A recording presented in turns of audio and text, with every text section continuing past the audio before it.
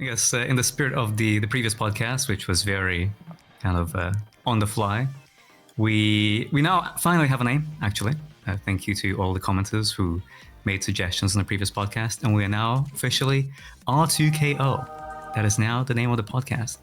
And it is comprised of us three. So why don't we go right ahead with introductions? R2, why don't you introduce Hello, us? this is my podcast now. It is now officially named after me and only after me. Don't ask what the K means. Don't ask what the O means. It is I, R2. Welcome. And next up, the K does mean something. And we'll pass over to, No! to Mr. K. Yeah. I mean, isn't it K-O though? It's not K-O. Because, like... It is K-dash. You're not going to say a dash, man. Well, like... It's pronounced R2K-O, you know? Yeah. But it's perfect, though, right? Because, like, you're Lin-O, but obviously we call you Lino. But yeah. Exactly. Lindasho. I'm actually pretty happy with the Pistachio? name. I think it fits perfect. And we got a lot to talk about today.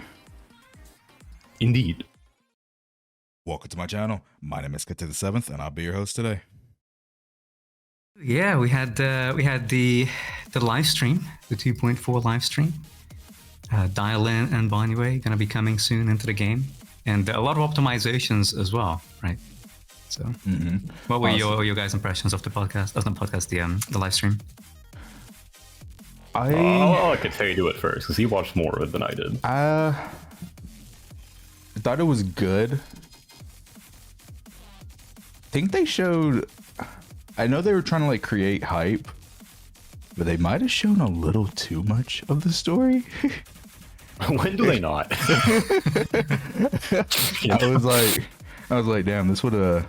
Some of these parts would have been nice to, see on my own, but, okay, we know it's coming. Okay, cool. But, yeah, Ye Shun-gong, she looks very good. Looking forward to her. Also, before I give the mic over to R2, I want to just quickly say, last podcast got a lot of love from you guys in the comments, and a lot of you were saying that you didn't mind our random tangents, that it felt like a natural conversation. And like, this is literally just how we kind of like all talk to each other in general. So yeah, it's kind of how the podcast kind of started. Like, we were just randomly talking. I was like, guys, you want to upload a random podcast? And no, it ended up working A out. lot of our conversations tend to steer that, R2, are you sure you're not gay? That's like how they all end up at least once. True. Bro, what is this? What are these accusations? But yeah, I thought the live stream was pretty good overall. I could kind of tell they were holding back a little bit though, because 2.5 is going to be massive. Yeah. From the dev talk, you guys both saw the translated dev talk. Yep. Oh, the Chinese one.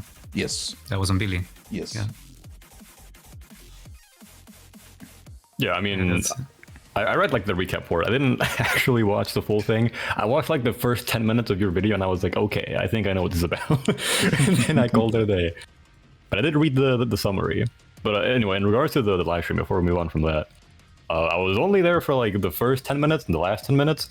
But what I did see was very cool. I like how literally frame one of the stream, they're like, boom, here's dark mode. What's his name? Yishayuan? Shiyuan? What do you say his name? Yeah. Oh, That whatever. guy.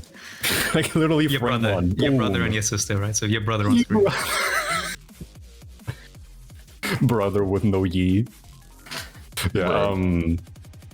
I did like the Ultra Instinct Shengguang. I thought it was pretty cool. Ultra instinct. Although Kite thought it was more like Unlimited Blade Works. Which I mean, I guess it's kind of both.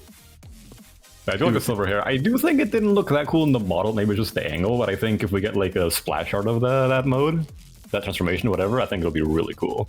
Or just fan art. I immediately thought of Unlimited Blade Works, Gilgamesh, and also the Bleach guy. God damn it, my brain. There's a lot of Bleach guys, man. The like Senbon Sakura. or whatever. Yeah. Oh, Senbon Sakura Kageyoshi. actually, kind of reminds me of Brook his brother or whatever. of Emerge Zamasu. You know when he like does the like he like puts his arms out and then the halo expands and starts shooting down like a bunch of red darts. For some reason, it reminded me of that as well. I forgot what the move is called right now, but I thought it was pretty cool. So I look forward to what the kit of eventually Shumong's gonna be, but that's not in 2.4. That is potentially 2.5. We'll see. But I mean, yeah. Aside from that, Hugo rerun. Let's go. He's finally back, and he's first side with Dylan. I am going to fucking die of death. I need to get like 4 S ranks, and I have 200 pulls. Easy. A lot of Hugo mains are not happy that they're at the same time. I mean, it's so for me, unfortunate. it's better because I get to have Sig immediately, which is cool. But you know. I'm surprised because like Dylan and Hugo, you know, from what we've seen, should work very well together, right? Well, Yes. I guess it depends, right? M0, I guess it's a bit of a different playstyle as opposed to just better. But well, if It's still just anybody's better, going but for not that like a huge M2 amount. with that vertical investment, sorry, go on. It's still just better, but it's not like a huge landslide like it is for M2. But it's still a pretty big increase for M0 Hugo. I mean, Would I wonder? I guess we'll have to test when it comes out, right? Whether lighter Lycan versus something like Dylan Lycan, for example. I guess Dylan lighter would probably. but that should just definitely be better. But we'll see. Yeah. Overall, I think, to be honest, Dylan has a lot of potential for a lot of characters. Just from her being able to give people free ultimates. Yeah. Just recently had the look at that with like incredibly specific setups with like Lucia Mindscapes and Jufufu. You can just about squeeze in like 2 decibel each one ornaments and stun rotation. I'm kidding. And then Dylan's like, oh, I give one for free. The goat. So I think I actually there'll be wonder a lot of creative- if. Sorry. Go on. I wonder if Puffer will make a resurgence. If that like becomes like an actual good yeah. set for like That's a true. bunch of characters with Dylan. Well, that's the thing, right? Because unironically, Puffer is a lot of people don't realize this. Puffer is one of Eve's better sets. It's actually very good. I remember recently it was about a month ago, someone uploaded a clear back. It was like the last Pompeii, but they used 4-piece Puffer Eve, and it was M0. And bro, he got right. he I got remember like that. Yeah. he got like 58, 59k with the M0 team with Puffer. It was M1 Astra. It was M0 Lighter, M0 Eve, M1 Astra, but Astra was on Course, the Kaboom. baseline. Astra was on Kaboom, and Lighter and Evelyn were on their 6. And he got like 58, 59k. It's not a bad set on Evelyn at all. So by no means. it should just be a better set now. It's always active, yeah, yes. with Dylan. Exactly. So yeah, it should be pretty solid on Eve. It should be pretty solid on potentially Hugo, because like I'm thinking with Dylan, you theoretically should be able to get Hugo's ult every single stun, because you'll have a Dylan free ult, and then the next stun you can just do Hugo's regular ult. Maybe it could, like, alternate. Maybe you will have like one stun there where you actually just stun way too fast, so like it's not possible. But No, in that case, though, if you stun that fast, then it should still be active from the previous stun, because it True. lasts for what, 12 seconds? 15. So if you go that fast, it might still be fine. I think Puffer lasts for 15. It's 12. No, 12 seconds. Oh, it's only 12. It's 15 attack and 12 seconds. I thought it was 15 too. But I got it backwards. I was thinking 12 Yeah. attack. Okay, never mind. Let's probably better this way. I got it backwards. Yeah, that's kind of the It's problem still that. possible, maybe. Yeah, it's one of the problems that Eve has with Puffer, right? Is because the duration is so short, you cannot get it for the full stun duration if you're running lighter. So it's one of those where, oh, hold on a second, if you can like refresh it mid stun, wait, that's pretty good. Well, Hugo, of course, very long stuns for Hugo naturally. So I think they average at about 7 seconds with double chains. So he's fine. Yeah, yeah, resurgence of Puffer. Yeah. More drive disk mine farming. Oh god. No, I already got lots of puffer. I'm good. Just from farming for like Haru because of Moto Shock. Like you got to run pen, I need 2-piece pen, 2-piece pen. So I've got so much 2-piece pen that I have a 4-piece now. Crazy how math works. So we'll see if I get to use it. Okay. But before we move on to the next thing, overall, like, how are we feeling about Dylan just in general? You're fun, Linging. You're fun, Linging. True. Couldn't said it better myself. Big boy, come pick up your phone. You're fun, Linging. Beautiful. I mean, I think it's a really out there. You know, I think Dylan may be a little bit of a watershed moment when it comes to the supports, because a lot of characters so far that we've gotten, it's usually like, oh, you do more damage or you build more anomalies, like more of like a, you know, just stat bonuses. And I remember with Astra being, what the hell? Her ultimate gives chain attacks. Like you can get extra chain attacks. That's crazy cool. And it feels like we haven't had a sort of supportive character that has these crazy like out there mechanics. And Dylan coming back and it's like, oh hey, you get like ultimates now as part of her kit. I think that's pretty cool. And I want back to fundies, sort of. If they can, quite the opposite, right? I think it's we've had so much. Oh, you do more damage out of stun. You do more damage instant. That kind of stuff. So it's like, well, enough about numbers. Like, what do you do? What extra stuff can you do with a character? And the fact Dylan opens up new routes in that way, I think is really cool. Yeah, because I mean, what I like don't know shit about this character, but what like optimizations exist with playing Lucia, or is it literally just a fucking stat character? It's pressing E. I mean, in terms of optimization, like, don't drop the buff, I guess. Or it's like with Jufufu, where if you switch to Jufufu, you're immediately just breaking the character. Like if you try to do anything, boom, your meter gain is slower now, and then you fucked up. It's cooked. Like if you do anything, nah, DPS loss. So it's cool to see like a character that potentially will be, you know, you get to do things that are different from normal and are rewarded for it in some way. Yeah. And you, Kete, what are your thoughts? Your phone Linging? I'm just kidding. Cute design, and I'm very excited to try her with my Hugo. Hugo. All right, because you have him 6 Hugo. That's gotta be nuts. That'll be very funny. But like, even if you just only have M2 Hugo, like the fact that it should, from what I understand, Dylan's ult, free ult should proc Hugo's M2. So if you have both Dylan's ult and Hugo's ult ready, that should theoretically be 3 totalized, right? I mean, it's just 2 totalizers, right? Because you do chain, then you do the ultimate totalize, and then you get the EX totalize. But I guess the whole point is, depending on how resource management goes, right? Which we'll have to see. But if she can sustain, or if you can kind of alternate ultimates, then you can get double totalizers every stun, which is massive. The 3, but 2 is triple enough, to be honest. Triple totalize in concept does sound cool, but something willing to keep in mind is that, like, you know, if we were doing 2 ults and then an EX, that's like what, an extra, or just from the ult, it would be like 2 extra seconds of animation time. So like, you know, the more we do, the weaker they get. So we'll see if that ends up actually being real. But it will be very funny. What if you could do 4?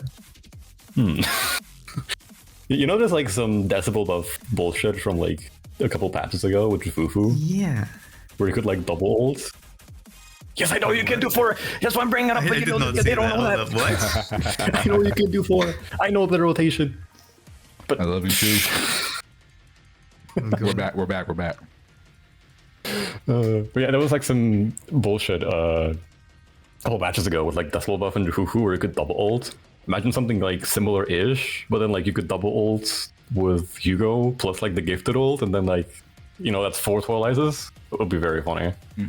I thought it would be optimal, but it would be very funny. Just totalize. I wonder if like there'll be enough decimal generation for that, and I don't know, maybe lining up anomalies, because maybe Jufufu 4K. I don't know. It'd be crazy if that's possible. That would be ridiculous. 4 totalizers in the stun. Well, I guess if that can be done in what, like Shield defense, then That's what. Oh, No I more mean, concerned about. I feel like you'd kill after the second one if you have M2. I mean, Don't even depending, need to get to the second. obviously, I haven't had the opportunity to put get my hands on Dylan to try her, obviously. But if she is a decent on-fielder, maybe you could. I'm not saying it'd be better than Lighter or Lycon, but maybe you can run Dylan and Fufu together, and it'd just be very comfortable to like almost guarantee a every stun. Potentially. Yeah, I guess Only thing with Jufufu then is that's the thing with the. Or actually, wait. Doesn't Jufufu give back like 300 on ultimate? Would that like keep happening? It happens with everyone, yeah. So, so like even like each one, right? So if you do regular Despo ult, then if you do That Talisman, counts. Okay. any order. Then it definitely counts as Dylan, I feel like.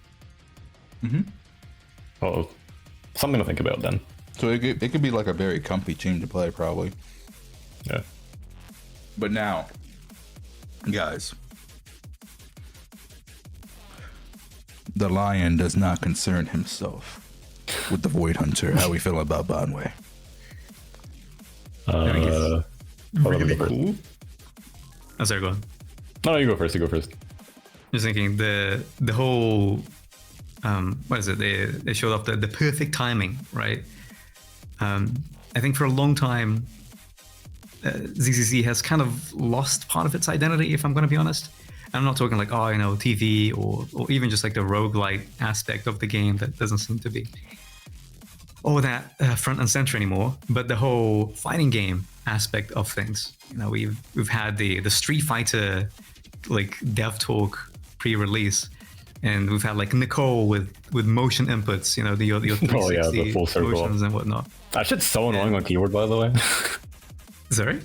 Full circle on keyboard with one hand is so. You have to get like your index on E, but then you have to awkwardly WASD with your other fingers.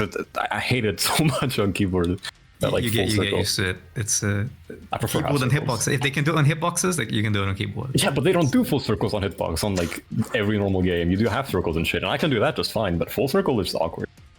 Anyway, go on.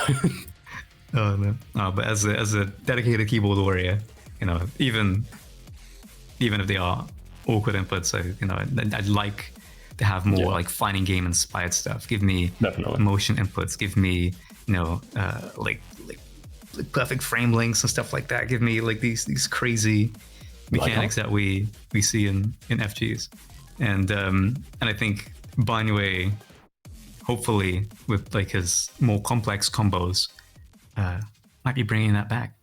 So I think it's a very inspired character.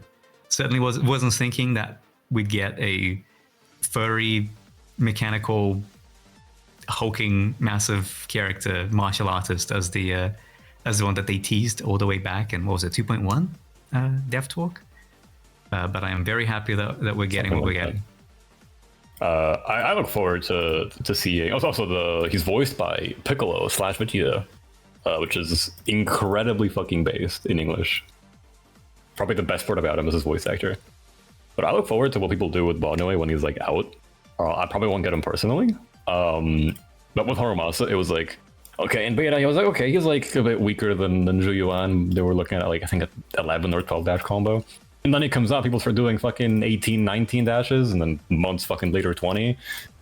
And it's like, okay, this guy got like 40% DPS just from being played better. Banway might see something similar, depending on how complex his combos can be, which I think will be very cool. But yeah. I mean, aside just from gameplay stuff, this design's pretty cool. I think his colors could have been a little more like, I don't know, inspired, but I think something with the palette doesn't quite click for me, but I do just like his design a lot outside of that. And it's definitely one of my favorite designs in the game right now. But just because I have a lot of other things I need to pull, I won't be getting him personally, at least right now, maybe on a rerun. So we'll see. Look, when I saw him do the earth bending hand clap, oh dude, I'm sorry. He's so cool. He's such a cool character, bro. Bro's the avatar. Which really sucks for me because that means I oh man. I was able to skip Ihari, but now it's gonna be rough. Because now I gotta pull Dylan, I gotta pull Banway, and let's be real, they're gonna definitely Like not even, bro, not even leaks. Like there's no way Ye Wong's not in 2.5. You know what I'm saying? So like, it's gonna be a rough patch of pulling for me. I gotta pull for so many characters, and it's not even necessarily the pulls. It's the building. I hate building characters, bro. It's my least favorite thing. I just like, I wish, I know this is like a filthy well thing to say, but I genuinely wish I could just pay like an extra $50 and like they're already built. Like, I'm not gonna lie, I can't stand building characters. It is actually a bit weird how, you know, in a game that encourages you to spend for characters, building characters is so expensive and time consuming that you can roll for a character and then you don't get to play it because it's not built. Why? Why is it done like that? I'll never understand. But outside of that, I'm very excited that I'll have a lot of new teams and characters to play with, so that's a good thing. So like, overall, I'm not like upset. It's just annoying having to build so many characters. But other than that, looking forward to the future, man. Looking forward to the future. When it comes to Bonway, though, there's no way I'm not getting that character. He's just way too cool. Are we going for like Mindscapes or just zero? You're not sure yet. No, just because it really... if I didn't know Ye Wong was so close, then maybe I would have got like M1 or M2 on him. But with her like almost being confirmed, being so close as she is, like it's unfortunate. I wish she wasn't so close to him. Is this like a big Ye Wong fan kind of thing, or like you just want to get Wong because content? Are you saving for your personal reasons or just content? No, I just like the character, because if I wanted to get a character just for content, I would have got Miyabi, but I don't have her. Okay, fair. No, yeah, I'll just get Miyabi originally.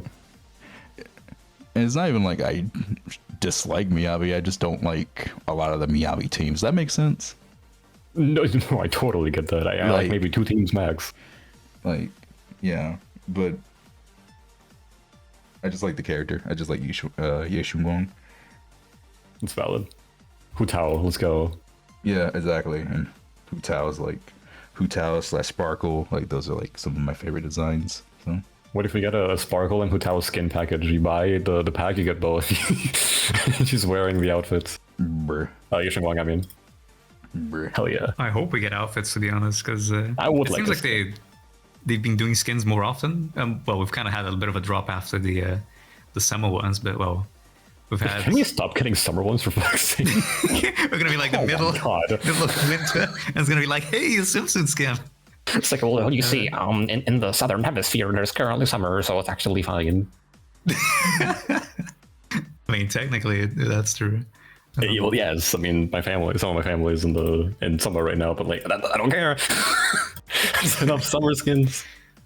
I want autumn skins, actually. Give me some autumn skins. Give me some like nice, stylish coats or something. Jackets. Santa Panda? The what is it? The key art that we got for 2.4 with like Banyoe with the Yakuza fit. Like, give me those kind of outfits. Whoever is it, I would love stuff like that. I want, or even like Ye Guang with the casual style. Like whoever does those key arts, just let them either do character or at least outfit design. I'm still eagerly waiting for, I don't know, the Yanagi Virtual Revenge outfit to become a playable skin. I was like, damn, they're too good, way too good. Like, bro, they're really sleeping on those. I'll get back to Bonway after this, but bringing up skins, I think I've told this to y'all and AOG so many times, but like I feel like a broken record. But this is the one Hoyo game where if they wanted to literally, I'm not even exaggerating on this, if they wanted to literally just make millions of extra dollars, just release a new skin or two every fucking patch. And like, bro, people would spend. I can't tell you the amount of times that I have done review help for DA or Shiu, or I've done my account review, that's like help / surgeries, And even the quote unquote free to play players said, "Yeah, I had to break out the card for that skin." You know, it's like, The skins are great. Like I even have like the 5-star Diluc skin on Genshin. He's still level fucking 80. Yeah. Like, I love Diluc the character, but I just can't fucking play him because he's really boring and lame. But like that skin is fire, bro. Shit like and I'm like not a spender in Genshin for the most part. So yeah, but like I just see so many people, even people who don't typically spend that much money on gacha games, like they get skins still. Like, so like what is Hoyo doing? Like, why won't they release more skins? Now every time I say this, like on a video or a stream, I'll always get comments saying, "Oh, it's because of the HI3." I don't know if you know the bunny girl suit thing that happened in HI3. Oh, hoyoverse is scared. TLDR, someone tried to kill Dawei because they didn't like the bunny girl skins in that game. that's hilarious. I mean, that's awful. Oh, I really wouldn't think that's like a reason, because it's like, oh, we're not gonna make skins, otherwise we're gonna get assassination attempts. Like it's not, kind of correlation is not causation in that regard. Just because one madman, I mean, you just as easily get some crazy person going after you for a bunch of different reasons. So it's I really don't think that's the case. I think that it's probably one of those where they don't want to commit development time to skins, because you only make money off a skin if the person already has the character. So the potential revenue that it can generate is going to be much lower, because not everyone has the character. So they need to first get the character, then they need to get the skin. Some people would still do that, believe it or not. Compared to the cost that it would take to develop a skin versus you would be surprised really don't see why they don't do it. The amount of people who I'm actually surprised about it too until I learned about it. The amount of people who actually will buy a skin and then they'll wait for the character's rerun. Oh, dude, I know someone that does that actually. Husky, you know who you are. Anyway, I have a friend named Relief. People exist. I have a friend named Relief, and R2 brought up Genshin, and there's a character named Shinha in that game. It's the same fucking case, actually. She bought the Shinha skin and waited for like a year for that rerun banner. Yes.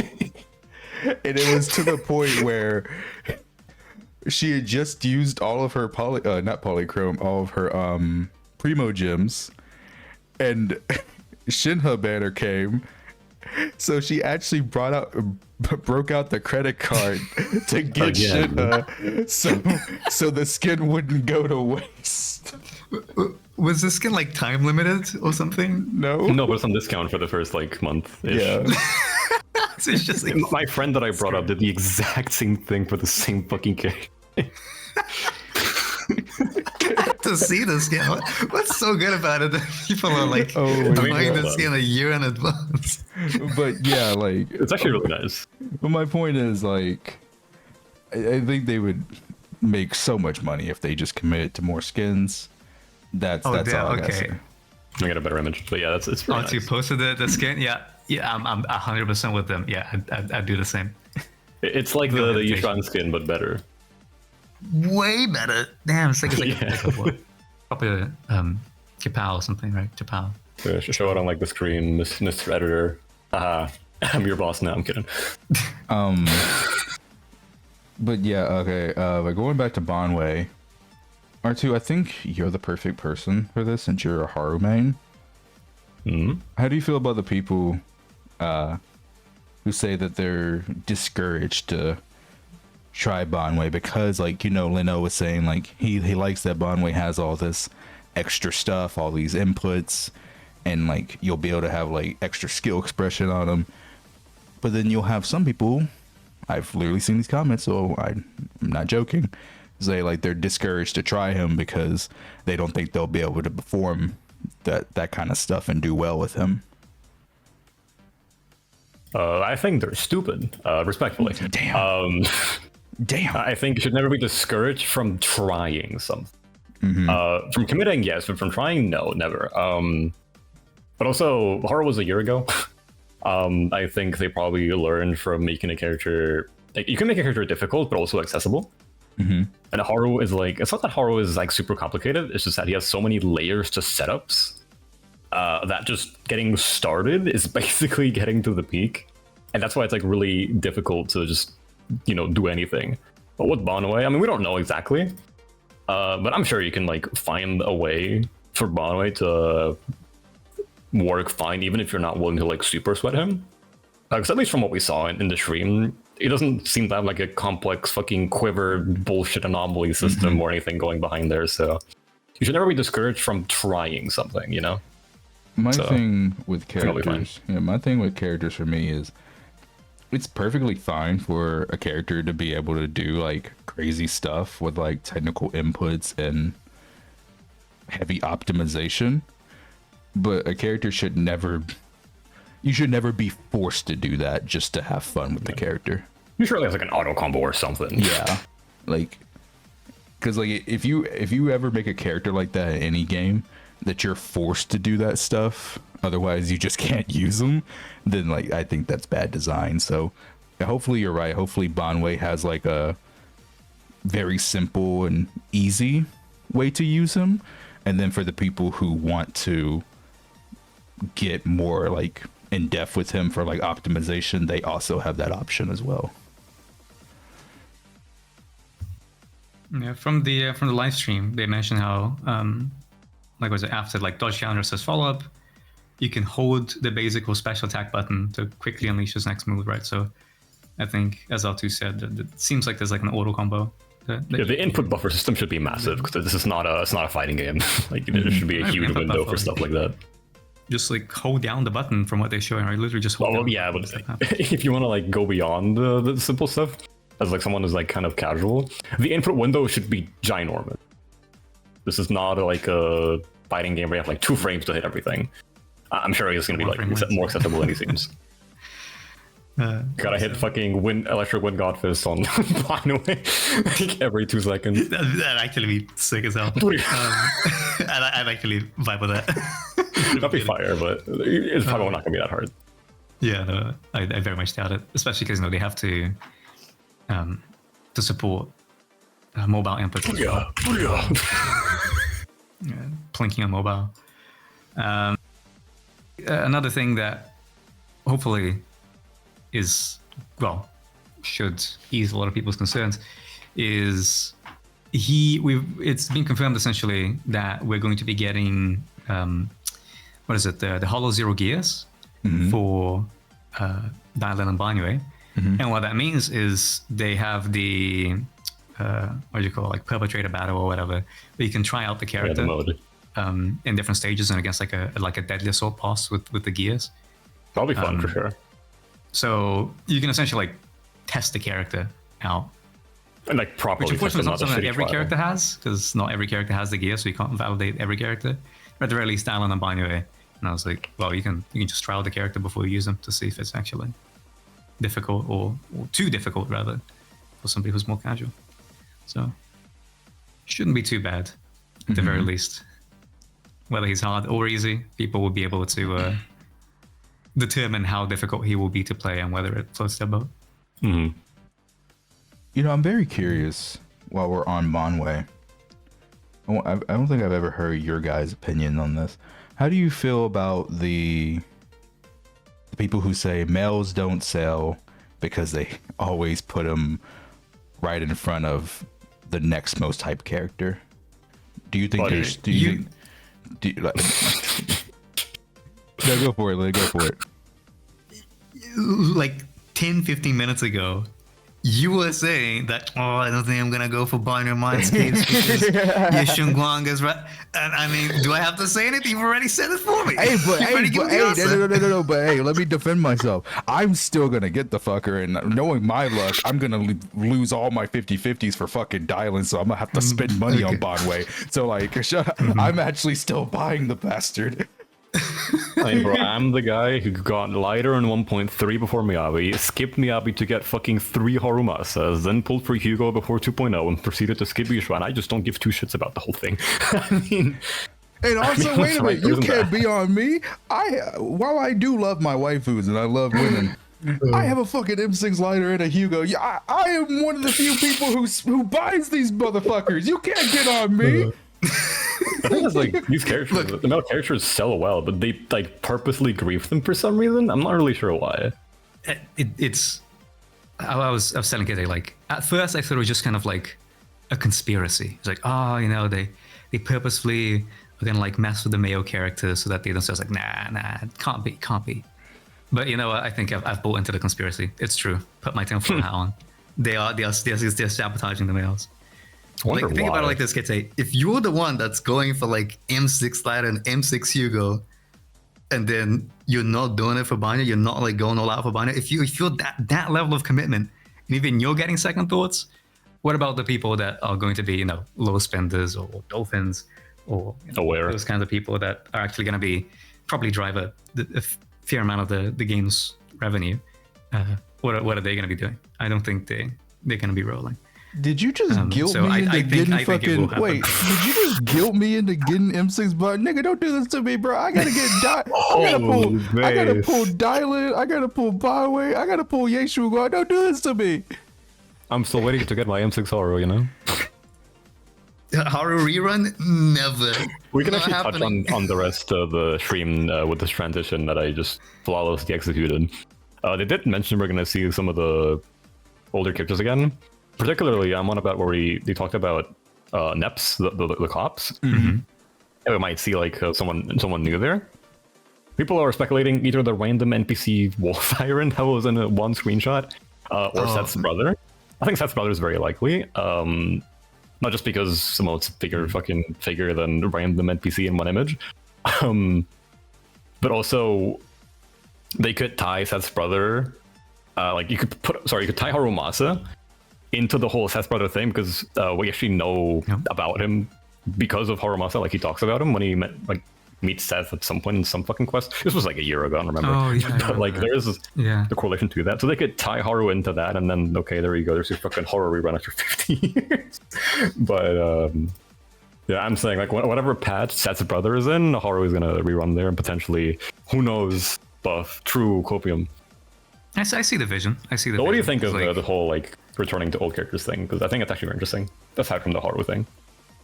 What do you mean, like just a statement about, we'll be seeing some old faces? Yeah, like we're gonna go back to seeing like the characters that we knew previously, and all that. And I think that's more of like a story direction. It's like, we're gonna see more integration of like 1.x characters in the story, because we haven't had them show up all that prominently. They're like, damn, our story is ass. You're right. So I'm not sure that there's like a lot of, I guess there's the idols, but it's not like, we've seen much of them before. We had them on the summer event, but I don't really see what old characters are going to be returning to, other than the ones that were already released. I mean, like you said, the Seth's brother. But then like who else do we know of that has been like teased in story that that would be present, or that they could run? S-Rank Billy season 3. Let's go. Oh, true. I mean, I saw a poster. It's we got the pattern, right? As we get the timeline pattern. Oh my god.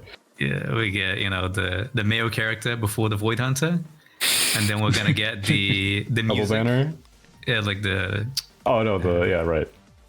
What is it, like the idols adapt them kind of, because they're probably gonna be coming out. Like music character after the. So we got like Asterix, and we're gonna have the idols coming after, and then what came after the music characters? It's the S-rank version of an A-rank agent. So, hey, maybe S-rank Billy is on the cards, actually. Bro, if S-rank Billy is Rupture, I might actually uninstall this video game. S-rank Billy's best support is Lucia, and you hate Lucia. Oh, God. I would actually shoot someone, and that someone is me. Bro, I pulled lighter at 1.3 for the Billy synergy in 50 years, and if he's not fire attack, I'll be very sad. Air attack. Anyway. Also, R2 with the assist of the year, he saw that Lin was brutally attacking me for asking him how he felt about the males getting put in front of hype characters, so he transitioned the topic. He transitioned to Harumasa rerun in 2. Something 7. 2. You know what's going to happen? Seth's brother is going to be 2.8 right before the next Void Hunter and 3.8. Oh my god. Calling it now. Oh my. Look. I can see it. That's the horror buff and rerun as well, so, Bro, if the next new limited S rank male is actually in front of a just extremely powerful character in lore in general, at this point we can't defend it. Like, no one can defend them. It would just be true. It would just be true. Like, oh my god. Dang it, making money, true.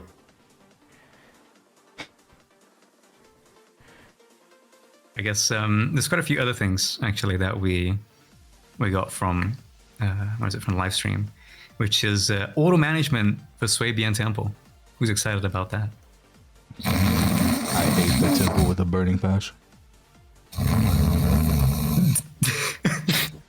No, it's fucking garbage. Dude, I tried getting Temple done, and after my PC crashed 6 times, I stopped. Not the game, the PC.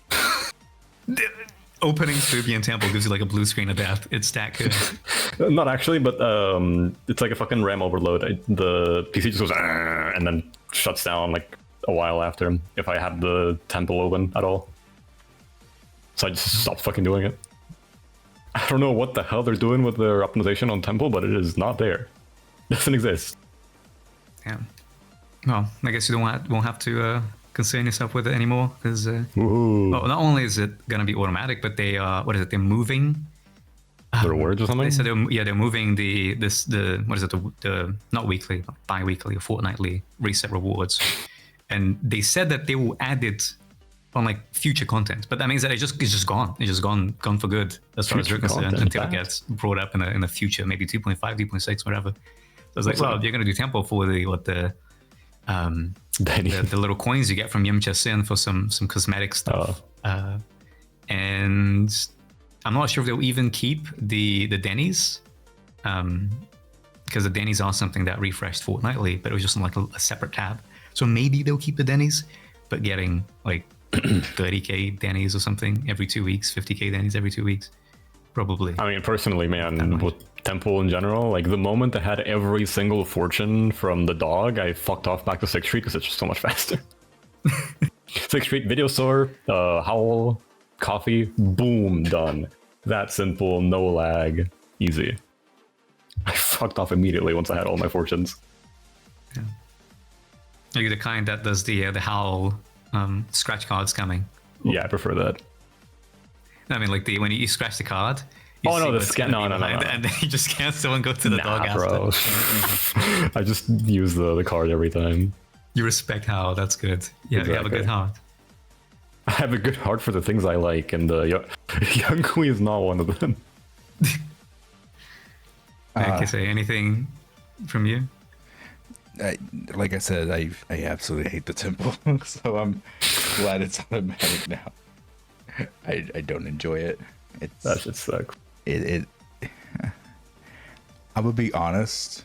Maybe there are people in the comments that actually do enjoy it, but I would be real. I don't think I've ever seen a single person in one of my streams say, "Yeah, I like the temple." I don't think I've ever seen a single person say that. So, if you do like the temple, let us know. Temple. You know, let us know in the comments if you like temple. Maybe they have like 64 gigabyte PCs, 50 gigabyte RAM PCs, not fucking storage. They're like, oh my god, I love temple.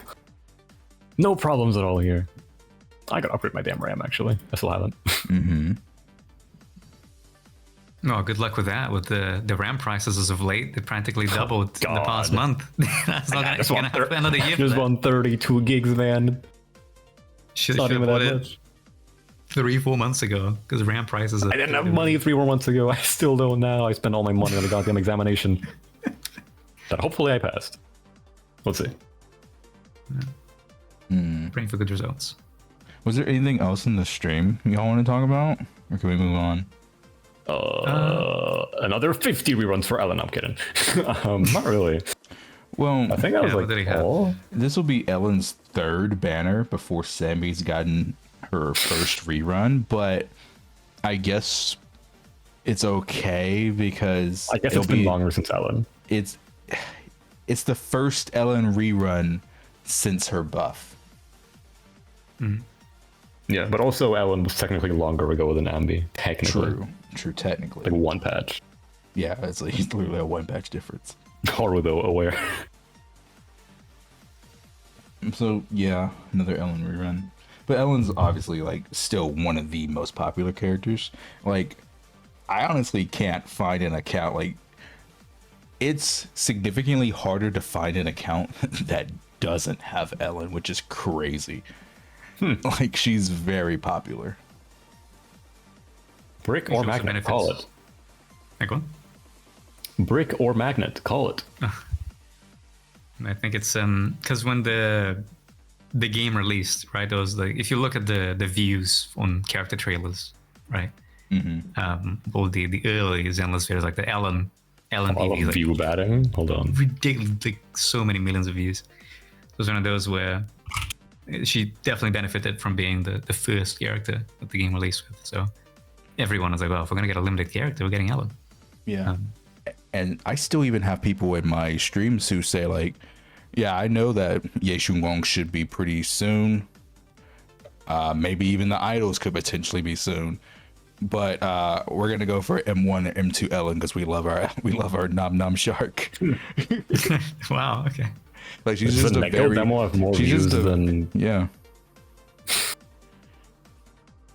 She's just a very popular character. There's even times where I've gotten on someone's account and I'll see that they don't use Ellen in the in game, but they'll have her built. It's like, oh, did you just stop using her? He's like, no, I use her for everything except in game. It's like, oh. Yo, I respect it. So he's like, yeah, they still find a way to use their shark, which is base. Like, you like a character, right? Yeah, I remember when the Lost Void Gears first came out, right? And Ellen was the pioneer experiment with it, and I think that was really cool. I think for a good like 2 weeks, every run of Lost Void I did was on Ellen using that hoyoverse gear because it was so fun, just like sending icy blades everywhere. And then it became part of her kit, so now you get to do that all the time. It's great. No. Okay. I don't think I've ever used Ellen gear like ever. I think I only use like the Billy ones. Zero. Yeah, I just play like Hugo and Zero and speedrun that shit. I don't bother with like gears and the fancy shit. Okay. Oh. All right. So I think we've covered pretty much all that we had on the live stream. There's something else that they released just before the live stream, which was a post on their new reveals dev talk, right? The one essentially meant to summarize some of the stuff that came from the Chinese Billy talk.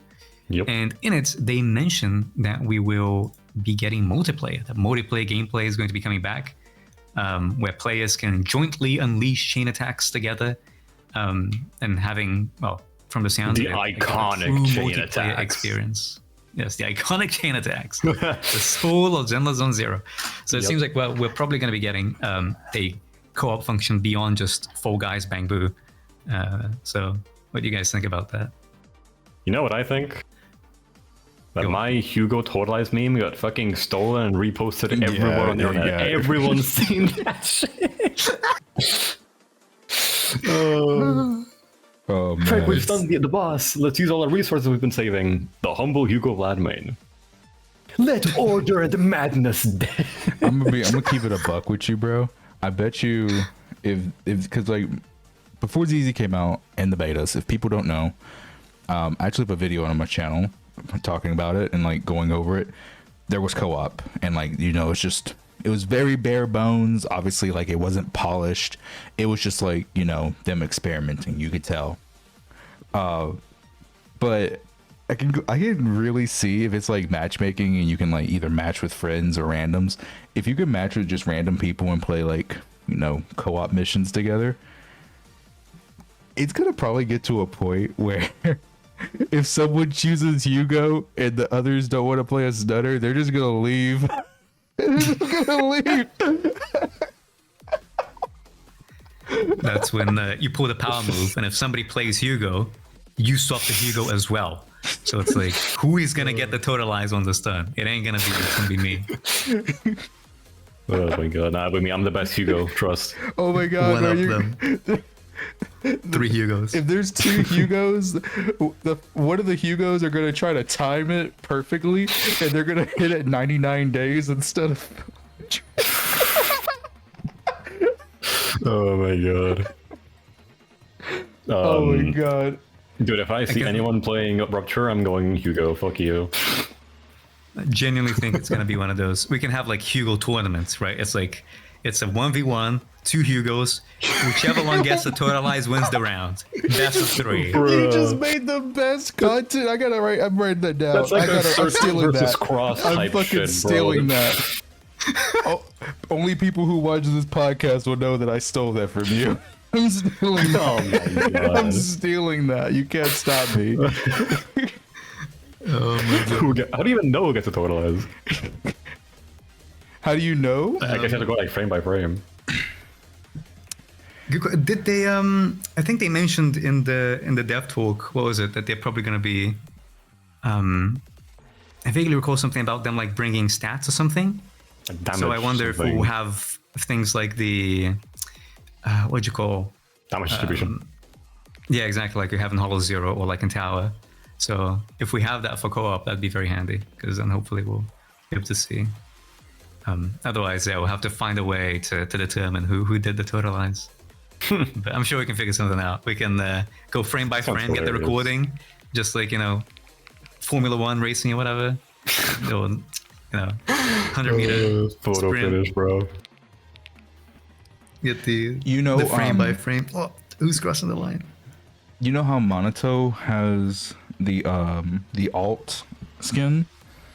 Yeah. I wonder if yeah. I wonder if they might try and give everyone in co-op an alt skin. Like, let's say you have 2 Vivians, like they're gonna both like look exactly the same. So what if they just like, give her a little recolor, like for player 2? Give me a Lycon with like HSO colors. True, that'd be cool. Recalls would be really sick. I don't think they're gonna do it, but like I don't see why they don't, because recolor should be such an easy thing to make. Mm-hmm. Honestly, Isn't it just a texture swap? They don't even change effect. Honestly, even just like adding in a color system and just letting us, even in single player mode, like recolor our agents. Like, I don't see how that'd be hard to implement. Not sure. I'm not a dev. Yeah, probably be harder than just giving a flat recolor, because you have to, like pick the specific, have like specific coloring palettes within the models and whatnot. So I think it might be more annoying to do, you decide your own color, but just releasing more recolors. Well, not even just recolors, right? Because technically, Nicole's skin is a recolor of sorts, right? But it has different textures on it, or slightly different textures. So doing stuff like that. It's like a different model. Yeah. Is it a different model? It felt like it was. Yes. There's like small differences. So there's like a tail accessory or something. It's a little bit different. Okay. It's not a 1-to-1. At the very least, recolors would be easy to do. So. Yes. It's literally just swapping textures. Because they don't even touch the effects. Associators would stay the same. You can just change the colors of the textures. Mm-hmm. I can see her cuff. Her cuff is different on the model. Do y'all even the jacket? Like, for you guys, do you even care about multiplayer? No, I think it'll be fun as fuck. I look forward to it a lot. I hope it's interested. Cool. Hang on. I'm interested, but it depends on how it's going to be, because Genshin has multiplayer, right? Now, I only played Genshin in like year 1, so I don't know if they've made any updates or changes to it. But all I remember from it is you load into a domain, everything dies in 5 seconds, and like that's it. Congratulations, that's the end of the multiplayer experience. Or somebody comes into your world, and I remember back when it was very early days, I went into a friend's world and I started just kind of like mining some minerals or collecting some flowers, and then he just lost his shit. He's like, "Oh, you took my flowers. I needed them. Oh my god, how dare you!" I'm like, "Holy shit, dude, relax." Shit. So do not have good memories of Genshin multiplayer experience. And it's one of those where if Zenless multiplayer is just like, you get to do a drive disk domain, and that's it. It's not going to be all that fun. But if you get to do, you have like a threshold simulation style mode, or Deadly Assault, like a shield defense, like a tanky enemy where you actually have to fight, I think that would be really, really cool. So it's going to really imagine you're doing like co-op mono-wise. Someone's playing Miyabi, someone's playing Sakaku, someone's playing Lycon. Like, if you're the Lycon, what the fuck do you do for half the stun window? You can't do anything. You'll fucking shatter. You do the EX and make sure to manual chain it so you don't get a chain on your Lycon at the beginning of stun, and then you wait until the EVA happens, and then as they're about to get the second freeze, you do an EX again, and then you wait. Bro, it's gonna be like the most dog shit gaming experience. yeah, but like for real though, like that does like actually sound fun because it's like we went into. No, I'm not talking about the Lycon specifically. I'm just talking about in general, like if we were able to go and like fight like a really hard boss together, and like you said, mono ice as an example, like actually having to coordinate fucking rotations with your teammates. It's not up to you. It's not up to you anymore. Like you can't fuck up or you grief your teammates too. I feel like there's always that one character which is like gonna feel really boring in any normal team. Like yeah, Mono Shock again. Like Ray is gonna be fun on field. Horror obviously is gonna be the most fun. But then like, if you're the one playing arena, what the fuck do you do? Like, I feel like we have to just experiment. With what? Hold basic? Yeah, because she recalls the dolls and then she does the little shower ray right there. That's like the only attack that doesn't apply the pen buff. Sorry. The only attack in the kit that doesn't do that. So no, I can't do that sadly. Yeah. I think you have to like experiment with new things. What if you go lighter hourglass greens? And now we're cooking. I think it's one of those things that we'll need to see if they make any changes to the characters, because a lot of them make no sense. Right? How are you going to play Trigger in multiplayer? Like if you're playing an Aftershock character, how are you going to play Pokra? Like, the whole thing with Pokra, you swap back to Pokra, you lose your stacks. So if you are on Pokra, the character just ceases to function. So they're definitely going to have to wouldn't the easiest make some changes to characters. Wouldn't the easiest solution make it where like if you're playing an Aftershock agent, like you said, Trigger, Pokra, or Orphe, since you obviously can't go off field, right? Wouldn't the easy solution just be able to like either hold down a button or add an extra input to make your character do like triggers, like her tortoise shot, right? Like just to make her do that animation while you're still active on her. You see what I'm saying? Like, wouldn't that be the simplest solution? What if you just had a stand? Like they literally give you a fucking stand and then you play on-field trigger, but then your stand functions as regular trigger, so you're playing two triggers. They could do that. That'd be a very easy way of doing it.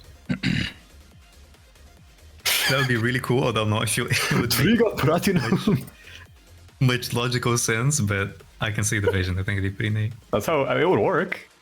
It's a solution. I think they'd probably have to do something like they did with Astra in Hollow Zero, right? Have gears that then add new moves or something. Wait, like, Jufufu was a Jufufu stand whatever though? on Astra. Jufufu like gear is she can on-field with her gears, I think, right? She gets like bonuses on her basic 4 or something.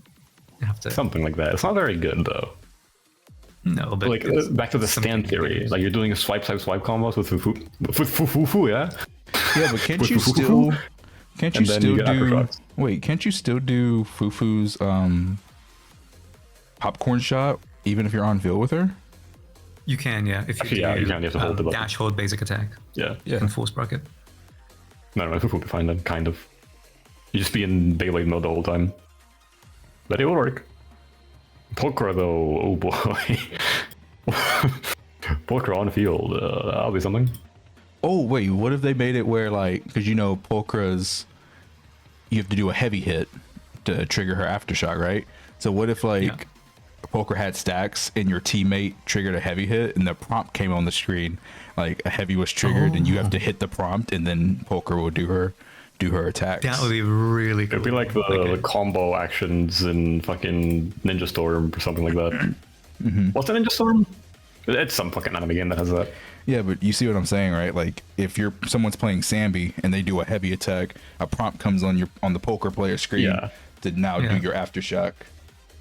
Oh, it's like the joined ultimate in Xenoverse. That's what I was thinking of.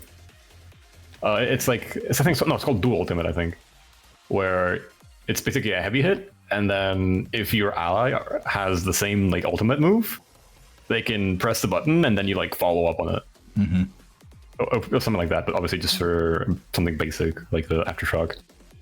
Or join Ultimates if they start fucking doing those again, you know? You never know. You never know. What if we got a, like, Miyabi Yanagi join Ultimate in co-op? Peak? Actually, what happens if you're playing Ban and Kaleda in co-op and you do the ultimate? Do they just abandon the dual ultimate? You just only do the single ultimate? Does Ben just despawn? Ben just disappears in Kaleda. It would No, actually, do you get a second ban, or does your ban just get banned? Does computer fucking crash? what they might do is just if the Kaleda player presses Alt, the mid player loses control of the mid player loses control of him until the animation. Wait, that's funny. They should do that. Or you just get banned the moment they do a join ultimate. So many weird ways that co-op might be working. Like, So it consumes Ben bigger for the ultimate and then doesn't put him back, so the player just has nothing. What if, just a camera. What if the mid did his ult and Kaleda ulted while he was ulting and it canceled his ult?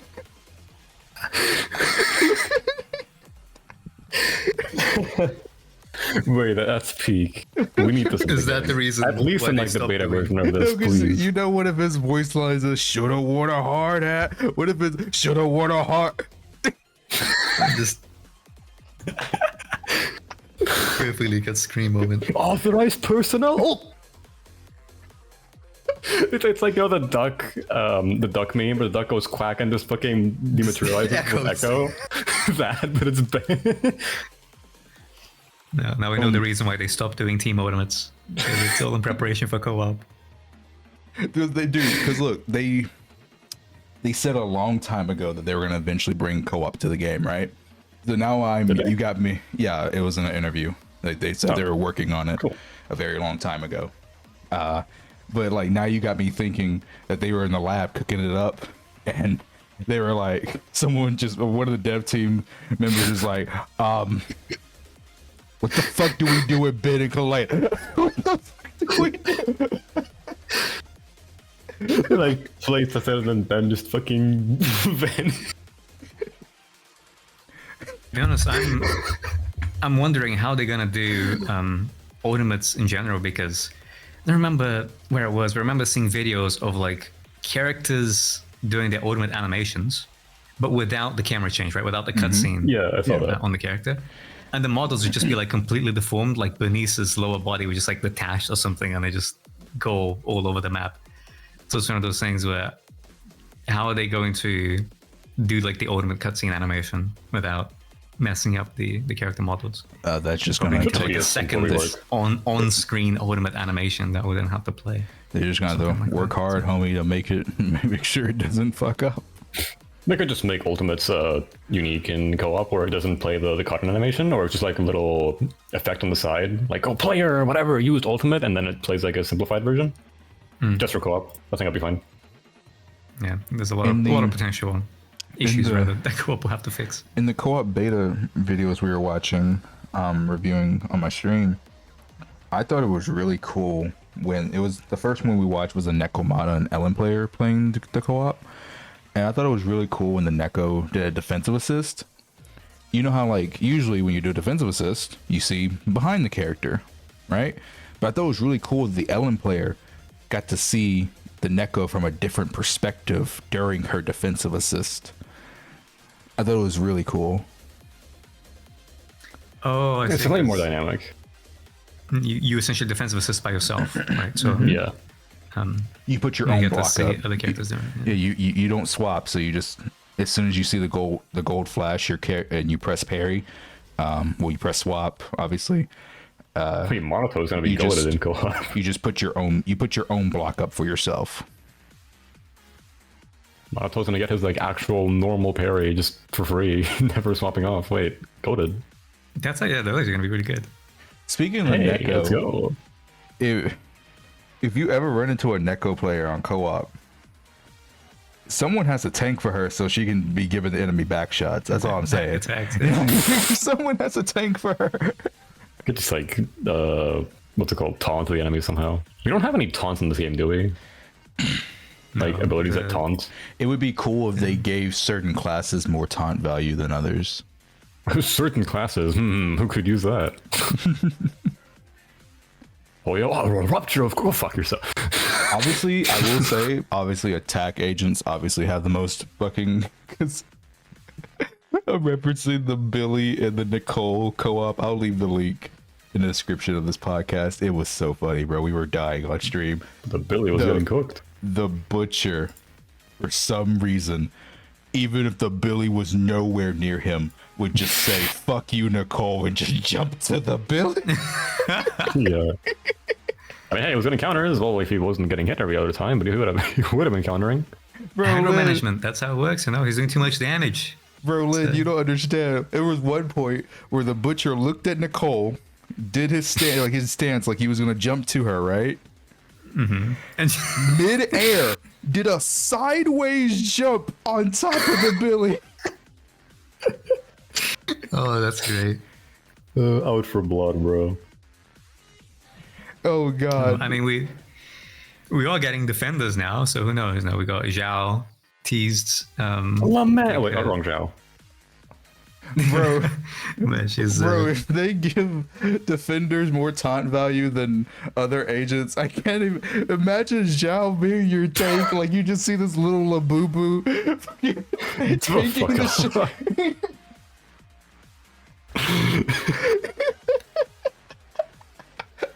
Look, man, I've played Final Fantasy 14. The class, the race that I've seen was most commonly playing tanks. What are they called? Lalafels. So Yeah, like a those Lalafell things. tank is just like established in the lore at this point. But yeah, let's see. What else did we have from the dev talk as well? We had we had a more focus on kind of the AI part of the story. Storyline. Yeah. Which is pretty cool. Although I'm not necessarily just interested in that, but also the fact that they mentioned, actually this was on the dev talk that we got in the live stream actually, which we didn't mention, is how they said that some of the original Void Hunters are still alive. So Oh yeah, that would be cool. harkens I back can't to wait that for original- specifically I want the pink hair one, the purple hair one, and the big guy next to them. That's like the coolest one. Mercenary It's group. funny you say that, R2. Because I literally I know saw, user players are fucking traumatized, but I don't care. yeah, I saw people saying that they don't want the pink hair lady because she's like Elysia and I hear Honkai Star That's a Rail whole has been discussion. having some, Problems. I don't know, situations regarding their XPs. bro, what's her name? Do we know her name? I'm sorry. I probably just hurt the lore people's feelings. I am so sorry. I probably said I didn't do it on purpose. But do we know the pink hair one's think we name? do. We don't? I don't think think so. they said they gave the names for the other two. So I know the big guy was called Dan. Oh, just Dan. Okay. Dan TDM. Oh my god. It's literally just Dan. Like, so the big mech dude is called Dan. Then there's the like ginormous Nadachi lady. She had a name as well. Let me bring up the video now so I can recall. Yeah, we know like the OGs, like Sunbringer, Joyous, Arca, but like the others I don't think we Colonel have. Vike. So it was Vike. Okay. Yeah, so we know Vike, which is the Nadachi lady. Then Dan being the big guy. And then we just have a leader of the Falkenhayn mercenary troop. So we do not have the name of the lady. The Well, pink-haired lady. I just remember when I first started playing these, like when the game had like launched, right? Like a week into the game's life, I opened up YouTube because I like the NBA and I was just gonna watch NBA highlights because I couldn't watch the night before. But on my home screen before I went to look up NBA highlights, I got recommended a video and it was the pink hair girl, and the thumbnail said Nicole's mom, and I was like, what the fuck? I was like, what? Yo, I was like, huh? I was like, Nicole what do you mean? Redcon, no longer an orphan. I was like in my brain, I was like, is that why she's an orphan? Like, I was like, wait, is this real? Is this true? No, that means she gives 80% defense shred on core. Oh my god. That would Hell make, yeah. That would make other. Oh my, but Pinner's shit would be useless. So would all your fucking Death Shred old ball characters, bro. It's just not doing anything It anymore. wouldn't do anything anymore. What if it's like 99% Death Shred, just so your pen stuff to do something? Oh my. 0.2% damage gain. Beautiful. You know, we always joke about S rank Nicole, S rank Billy, but I'm actually like fearful for this game's meta if there's an S rank Nicole. Unless they make her a DPS. They're gonna make her a defender. Oh my god. No. Defender. You know It's gonna what? be the way. You know I mean, what? 'cause we have had role changes, right? So Ambi became an attacker, right, from being a stunner. Who knows? Maybe Billy will be a support instead of an attacker. Oh my you know? goodness, no. Bro, if Billy is support, what do I even do? That's how you get to run him with Lighter. It doesn't have to be an attacker. Just make him Sons of Kaladin support. There you go. You got your Lighter thing. Who the fuck are they supporting? You know, bringing up I guess anyone, actually. Bringing up defenders so much. How do you guys genuinely feel about them? Because, you know, you'll have the people who say they're complete dog shit, and then you'll have people say that others over exaggerate how bad defenders actually are. What's your honest opinion on defenders, guys? I think the defense had a clear purpose, and that purpose was keeping you alive. Unfortunately, we are in a game with a dodge button and a parry button, and characters with invincibility on everything, so they don't really do anything. So their remedy for that was to just make them supports, but different. You know, they're called defense. Then they realized, well, defense engines are shit, defense sets are shit, and then just leaned more into support. So now we have better support engines, not support engines. We have better support set, and everyone just runs kaboom. Well, And that's the fucking problem now. So I don't know. well, R2, how would you go about fixing that issue? I would rewind time to 1.7, re-release 2.0 with Rupture never existing, and then every Rupture character is a defense character. There you go. Damn. It's that simple. However, if I didn't have that option, things become a little more difficult, because what the fuck do you even do anymore? I think I have some ideas actually. Because besides just making a DPS, I don't really know. I think Rupture is okay. I don't think they should like. Well, I think Rupture itself, I guess it's questionable because just adding a random new class in the middle of the game is a bit annoying. But I think they could just make defense be shield scalers, right? You could, if Rupture is you drain HP and you go low HP, why not make barriers or shields kind of be a sort of a damage buff in and of itself? Right? It's like the more shield that you have, the more damage you do or something like that. So they could be supports in a shielding kind of way. Or they could be refactored to be a sort of a damage class that scales with the amount of shield that you have. So then you are rewarded for parrying or not taking hits so that you can maintain like a high level of your shield to do more damage. I think that would be pretty neat. Well, they kind of. I guess, but then I think they already. That's like ruined one that. unit. Yeah, I think they If already. every character works like this, then what do you do? Do you like make them different?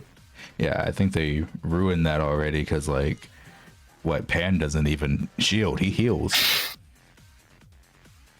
Oh yeah, but like I'm saying like going forwards, right? It's if they release a defense character, they could make this is a character that is it's going to be a support type character and it's going to kind of fill as a sort of like stunner support hybrid role, and it is going to support you by giving you fat shields. And so based on the shield value that you have, you do better. And if anything, that could then, from a monetization perspective, that would also be a little bit scummy because you then take characters like Idhari, right, who want to get hit. And well, now getting hit is a problem because taking damage would lower your shield. So then they'd be able to show other characters that way. Mm-hmm. So even from we want to be scummy and force people to roll for new characters, that could potentially be a way of doing it. But I guess they first just have to decide whether they want defenders to be supports or whether they want defenders to be kind of self-sustaining damage units, or what exactly they want to take the defender role with. They really just gotta figure out what the hell they want to do with them because they really just don't know. Before Aftershock became a thing, I had like an idea in my head for like defense agents, but then like it's kind of dead now because of Aftershock. Like, what was the idea? My idea was, how sick would it be if you were about to get hit by an attack, but you had a defender on your team. So instead of worrying about that shit, your defender automatically came out and protected you, and you just kept doing damage. That'd be cool. That would be so sick, bro. Cool. Like, imagine a big ass bear just automatically blocking something for you. I mean, if anything, because we have aftershocks, wouldn't that make it more common? Because now we have a system already in place for characters to come in, essentially, from off screen. Mm-hmm. So, I mean, that'd be pretty cool to get hit, and then just like get an automatic parry. You get defensive assists without actually needing to get off your character. That would be massive, actually. That'd be really good. Dude, like, it would be so cool. It sounds cool, but then there's the issue of your optimal rotation involves waiting and getting hit. Because surely you get something for that, you know? That's already the case for a lot of characters, to be honest. Yeah, those characters have some fucking problems, you know? But, I don't know. I mean, it's a very cool idea. But when it comes to making it, like, practical and good, not just as this idea in general, just, like, single idea, but just as a whole and trying to fix defense, it's really hard to think of anything. At least for me. Maybe I'm stupid. I'd say that it's very easy to think of a lot of ways. It's just difficult to think of like a way that would be effective or that would truly give the class a unique identity. I guess it's not so much an issue anymore, but think about pre-buff Ellen. If Ellen had to dodge, her DPS tanked massively because she has literally one of the worst dodge counter multipliers in the entire game, and her damage was backloaded pre-buff, right? So it would have been so cool if like you could have put a defense agent on the team that buffed Ellen, but also made it so Ellen could just keep doing her damage. I guess that's kind of what Caesar does, yeah. But like in my version, like it would be, instead of just tanking the hit with the shield, your defense agent actually comes on field and assists you. You see what I'm saying? Your idea is fucking raw. I'm not gonna deny that. It sounds really cool. Like the defender just like shows up and says, "Nah, fuck you." Like Zhao flies in from like the corner of the screen, like Zhao from Genshin, just fucking lament out of the sky, boom, parries with the sword, and then like fucks off again. Because like in my opinion, that's kind of like what I always thought like defense agents should do. They should allow your team to keep doing their optimal DPS without being interrupted. Okay, listen, I'm not like super upset that Zhao's defense, but I'm also like really upset that Zhao's defense. Because listen, I wanted Zhao to be like this cool DPS that like flies around and hits people, the enemies, whatever, with this like giant sword axe thing. And then I can run DPS Zhao with like Lycon and some other fucking unit. Unfortunately, Zhao was defense. And I mean, I guess it's possible still that we get defense like DPS Zhao. I mean, maybe. But I have my doubts. So now it's like, well, what I do with this unit, you know? I mean, defense, I think I don't actually have any problems with her being defense. I actually think it's, if anything, it might be a good thing depending on how they implement it. There's two ways they can go about it, right? Because as Kete said, right, it's practically, we're going to be getting Yixin Guang coming along in 2.5. So, but we had Zhao teased first, right? We have not had the Yixin Guang teaser. Yep. So either they're going to pull like a Haramasa situation where they're going to have, you know, the banner character, the feature character, just like they had with Miyabi, they're like super strong or whatever. And then they're going to have the other character also be like a DPS, like a frontliner. So they may potentially do defense as a sort of, you know, on field or primary DPS, like they did with Master.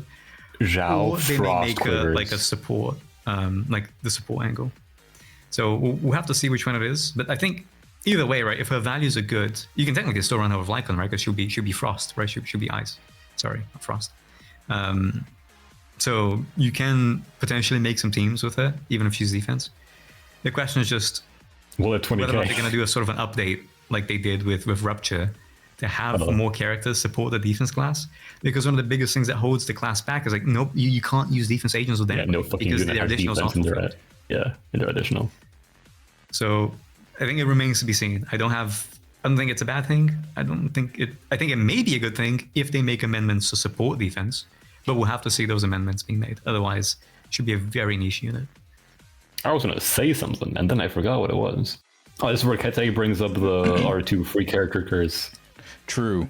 You only have 3 characters. Tomorrow they're gonna be like, "Oh guys, we're giving out Zhao for free" on like their Twitter and Hoyo Lab. I was like, "Wow!" Can't wait. If Zhao does end up being free, then I'm sorry, R2. Then the next, you're gonna also fall in love with the next free character.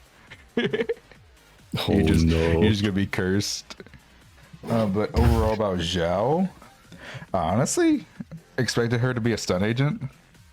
Because like Same. we haven't had a limited ice stun yet. Like Lycon's the only one. Okay, He's back. standard. So I honestly expected her to be stun. Yeah, some people were saying she'll be like ice stun, but then she wasn't. Well, ended up being ice, I guess. Just defensible things. I mean, if we think about element role combinations, what do we have that's missing? Right, we have A lot. Either stun. limited.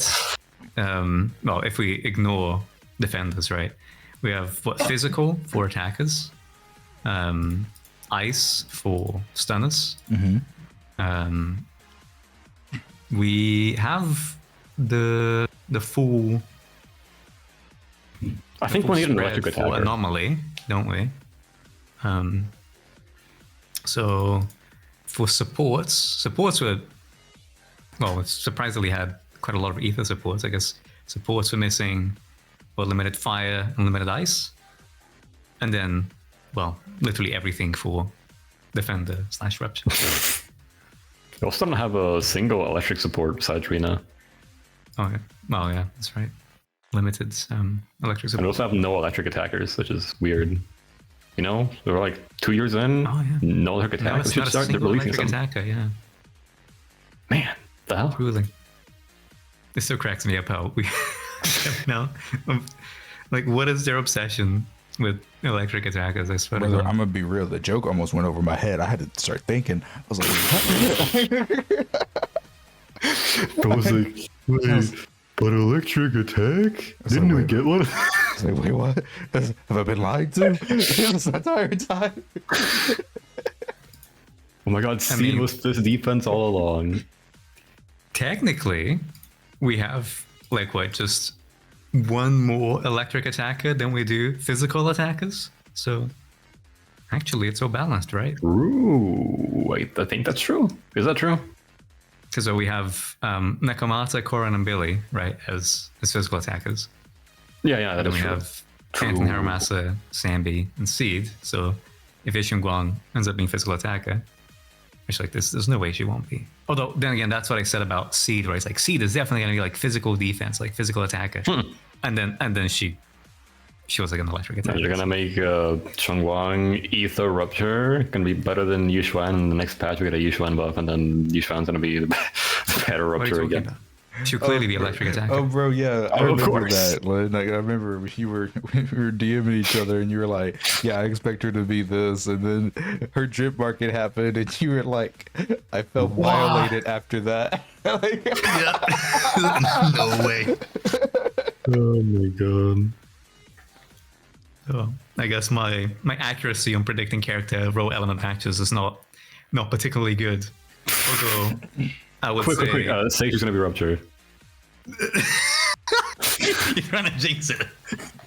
And then we'll be saved.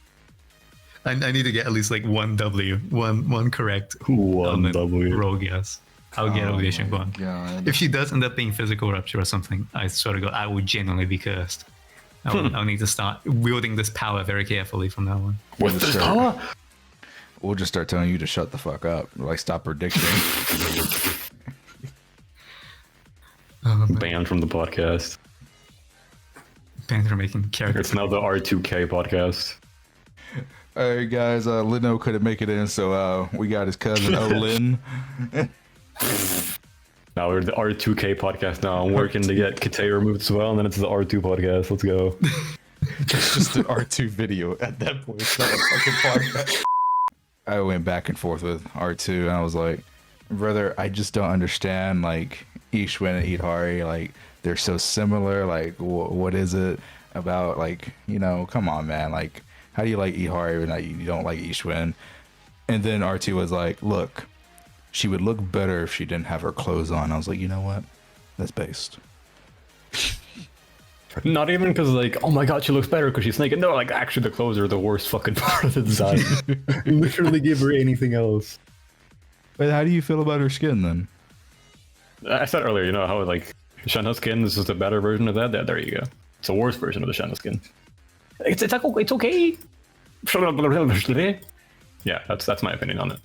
It's fine. I'm not a fan of it either. I think the sleeves are just like cooked. They have an obsession with making awful sleeves for Yishuan. I feel like there's so much potential as well because they could have gone with the like her outfit isn't even like a sleeve, right? It's just kind of hanging off her shoulder. And it's not a case of over detailing because there's barely any details at all, but any detail that they decided to put on there sucks. So how do you miss with every single option? Anyway, this isn't about the Yishuan hate. Unless we make it. Already got.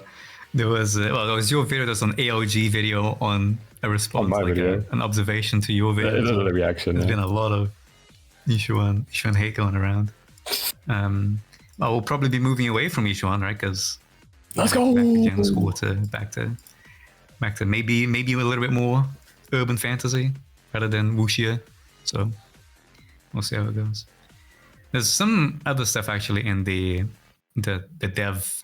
The dev talk summary, right, or the things that they posted on Hoyo Lab and on Twitter. And this gets me really excited, which is they have like this refine and redefine, filtering out promising gameplay mechanics for further innovations. And they have a photo of the photo mode, which we have now just lost. Like Kite, even had like a contest for photo mode submissions going on as well. A lot of people spending hours in that mode, myself included, and the event was so short. It came and then it disappeared. So I read this and I really hope that this means they will eventually make this permanent at some point, because they have no excuse for not making this permanent. I hope so, because it's good for thumbnail. I took like 4 insane Lycon Miyabi thumbnails and then I forgot to finish the event. So that's all the images I have.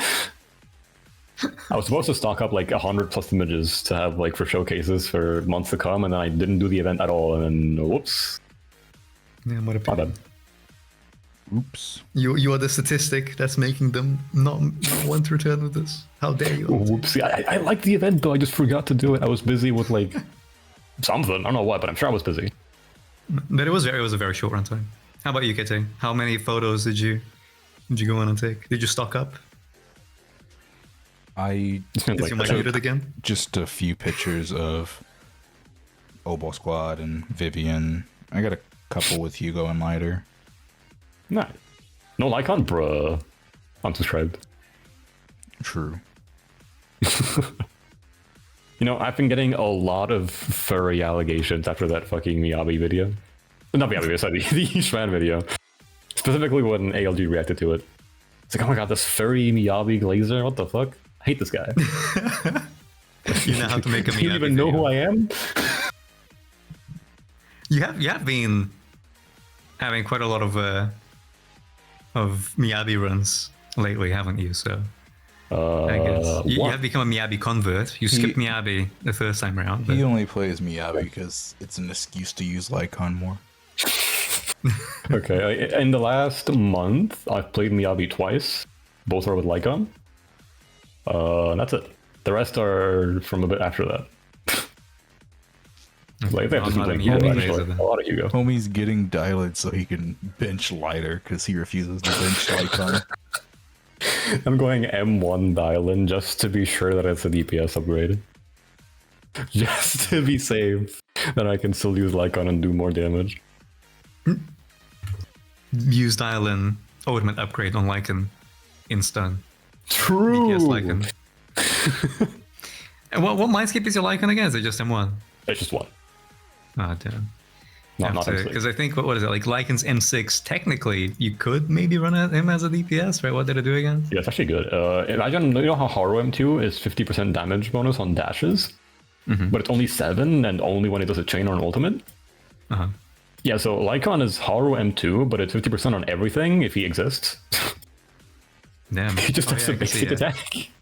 10% increased damage from Lycan, like period. Where you just have to land a charge. 50%. Yeah, It's 10% times 5, yeah. 50%. Yeah, so you just do any basic attack on Lycan, basically. Any like charge basic. And the duration is just going to be infinitely be at max once you max it out. So it's just 50% damage bonus on all attacks. It's like actually good. For DPS specifically, it doesn't do anything else if you like want to support a DPS, but for DPS Lycan, it's great. I guess just have to hope any 50-50s go to Lycan. Yep. What is your, actually for you guys, what's your highest, I guess, standard banner I'm 3 Grace. failure, shall we say? Is Nekomata statistically truly the one that is most likely to be dropped? I just got back to M1. M3 Neko, M3 Soldier, M3 Rena, Oh? M6 Grace, M6 Lycan. Oh my god, M6 Grace and Lycan. Well, I'm it's surprised actually, that- it's actually, and okay, wait, no. he did the M7 exchange. Grace, M13 Lycan, What? M15 Kaleda. What? Oh my goodness. Jesus Christ. M15 go later. How can you still have M3 Neko with M15 Kaleda? I guess, well, if people were wrong, I guess Neko is not the I've only not the one. gotten 1 Neko from a loss and then 1 Neko from standard like a few days ago. I think most of my losses are Grace, I think. Hold on, I gotta go on RNG mode for this to see where they're coming from, but... Okay, so Grace was first loss, Rena second loss, Grace third loss, then it was Soldier fourth loss, Lycan, and then Neko. You know, speaking of like standards and shit, they did mention Dev Talk. It's somewhere across the billions of words on the summary. Essentially that many words. They said they want to like buff specific standards in some way. I forgot the exact wording it was. Yeah, it's but they did say they were going to improve like the standard character. Yeah, it's on the actual. It's actually not just on the dev talk itself. It's on the summary that they posted. Yeah, that's what I'm on where about. What they say specifically. Worried about standard characters as power levels, combat interactions too simple, and this combat interactions too simple I find actually pretty interesting. Version 2.5 brings enhanced optimization. Version 2.5 will feature power-ups for standard characters, highlighted. Get ready for a fresh take on enemy combat mechanics. So I think we might be seeing some more buffs, some modifications, maybe some revamps. We'll Dude, see I've been with getting the standard characters. because of that post, I've been getting comments on like videos and posts like, "Hey R2, what do you think of Lycan buff potentially with the like 2.5 because of the whatever?" Yeah. Left talk, and I'm like, "Buddy, Lycan buff's not happening yet. That shit is like." You have to understand that Lycan is the best standard by a mile to the point that he's better than most limited stunners. So like, if they buff Lycan now, it's like okay, dial in kind of maybe. Potentially replaces Lycan for the Hugo team by like a little bit, depending on how good she is. And then the very next fucking patch, boom, Lycan buff, better than lighter. In you go. Like, I don't think they're buffing Lycan yet, but I think it'll be really cool to see how they buff the other characters in a standard pool, particularly the ones that need it the most, or like Kaleda or Soldier, because they're like pretty cooked in my opinion. And Grace exists. You what about use you, Grace. Yeah, R2 actually uses Grace a lot with his Haru. Yeah, I think Grace is pretty decent for Haru actually, but she definitely could use some buffs. More so like for herself, because like her parry teams, like there is this one guy, I think Jay Nitsu, who has like the carry Grace of like M1 Ashra, M1 Yuza, I think. He does some pretty crazy stuff. But like outside of that, her performance is just pretty lackluster. She's like definitely the worst anomaly, which is kind of sad. So she could definitely use a buff or a few. I know. Wait, I know the guy you're talking about. Is he the one who made everybody go crazy because against Typhon, you have to bring 2 defensive assists, but he brought 2 evasive assists with Grace and Astra, and then he showed that you can do all 3 parries on Typhon with solo Yuzuha. Yep. Crazy. Yeah, that's the same guy I'm on about. He's been doing a bunch of Grace carry. And then for me, it's just like Grace with Haru, like Mono Shock. I haven't been using it that much lately because, whenever they try to nerf Miyabi with anti-shield, it makes fucking Mono Shock worse. Because the build-up, I need more build-up, like my fucking rotations to get longer, and then the team's dog shit. So I haven't gotten to use it that much lately, but I still really like the team, so who knows? Maybe buff in some way. Rina could use help too as well, actually. Her buffs are pretty low. Like her support buffs, I mean.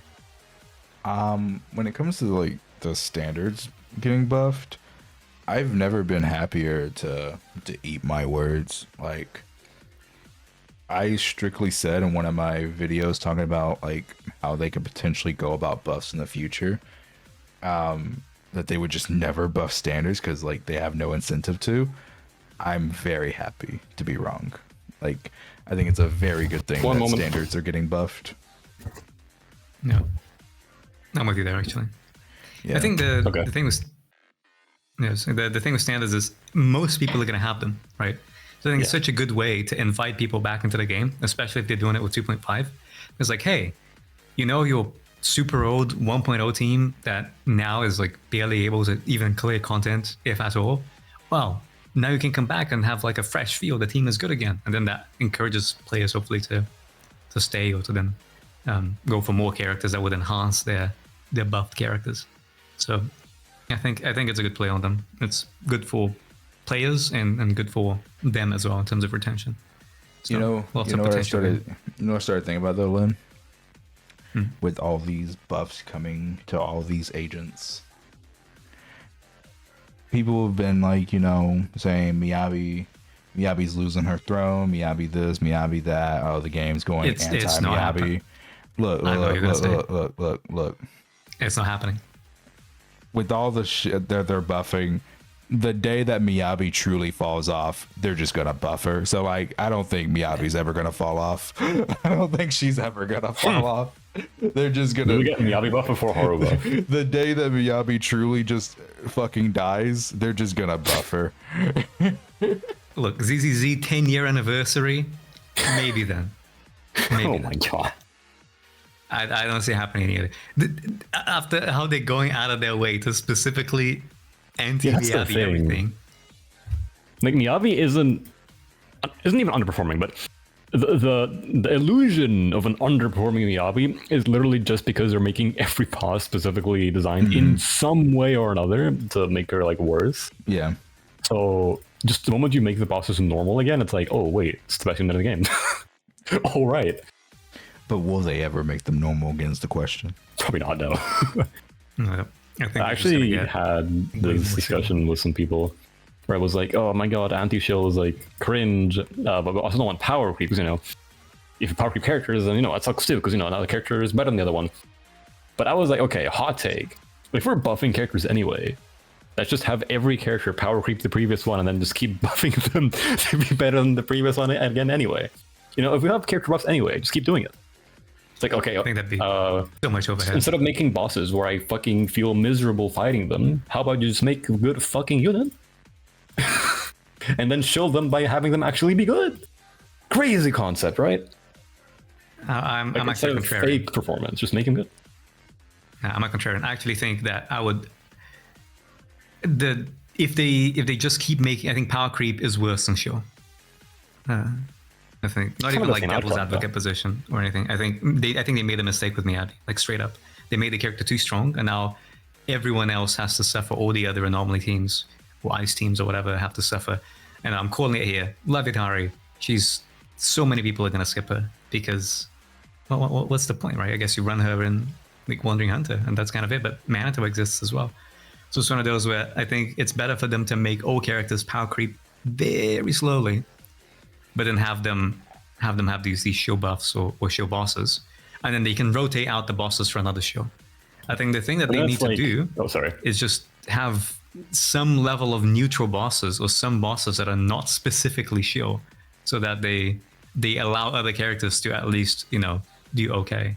When you do something like, oh, you know, this boss, rather than being like, oh, this shield buff is really good for Lucia, instead of it being like that, they do like, oh, this boss is literally unplayable unless you use Rupture, like how they're essentially doing with Wandering Hunter. That I think is bad. Right? So I think shield is good, but they have to go about it the right way. Yeah, but I mean, the way they're going about it right now is not the right way. No, it's not the that's right the point. way. Like, I'm getting at. So where, like, okay, if you compare power creep to like excessive shilling, there's like different ways to get the same fucking outcome. Because okay, let's say this is insanely shield boss. Kinda, it depends on how strong the power creep or the shilling is. So it's not like a constant thing. Because you're gonna feel miserable to multiple game modes, right? You can't just think, oh, DA. You have to think, oh, what about Shiyu? Oh, what about people that do like Lost Void? Oh, what about people that do Tower? Right? So if a character is just strong, it's strong, period. Whereas if you make a characters broadly equal, you don't feel like you're missing out by getting a character over the other, because ultimately it's always going to come down to show. So they can then fine tune how each character performs within specific game modes with the show. And if you don't have the show, well, if you get a character from 6 months ago or a year ago and that character still performs fine compared to, you know, a character from 3 months ago or whatnot, I think that's a lot healthier than being like, well, the character from last year, like an M6 P5 character from last year gets out DPS by an M0 P0 agent from this year. Like, okay, that's going to be a bit of a piss take. You know, that's what's happening right now because of the show. Oh, the show's going to go away, right? That's the situation. Next boss comes around, and that's no longer going to happen. You see what I mean, though? It's like the same thing. Like M6 Hugo, not right now, the buff is fine now, but before, M6 Hugo was performing worse than M0 Idari with no Sig, because the shield buff is that insane towards that one unit. It's kind of the same thing. No, but, he's anyway, you know, R2 is actually not lying. I had a much easier time killing Wandering Hunter with a M0 P1 Ihari, M2 Lycon with a Lighter's Sig and a M1 P1 Lucia. Significantly easier time killing Hunter than with my M6 Hugo. I mean, like Hugo, oh my god, bro, it was rough.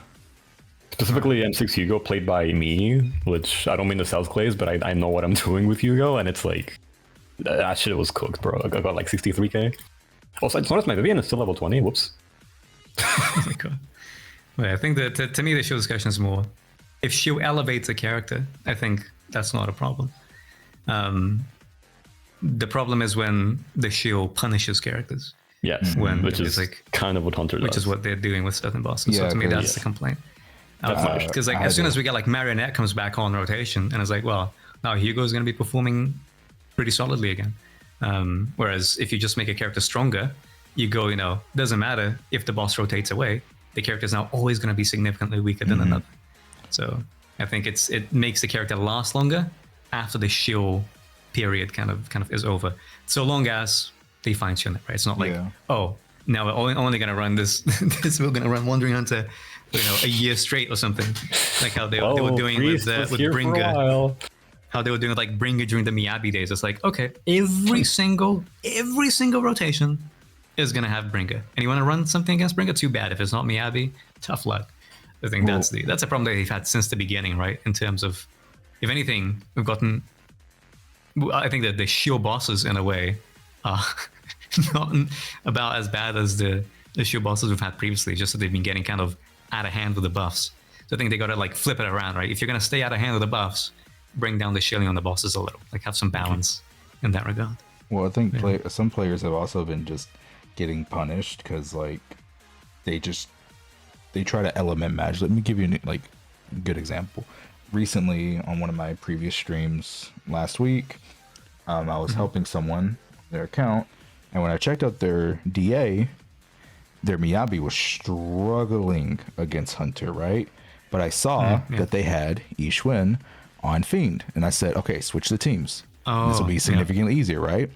Well, he then asked me in chat, he said, what do you mean switch the teams? Like, I thought I was supposed to put the ether element because he said he was told that Ishwin did ether damage. So he was like, I thought I was supposed to put the ether agent against the ether weakness, fiend, and put the ice agent against Wandering Hunter. And I was like, and that's where the game lies to you, brother.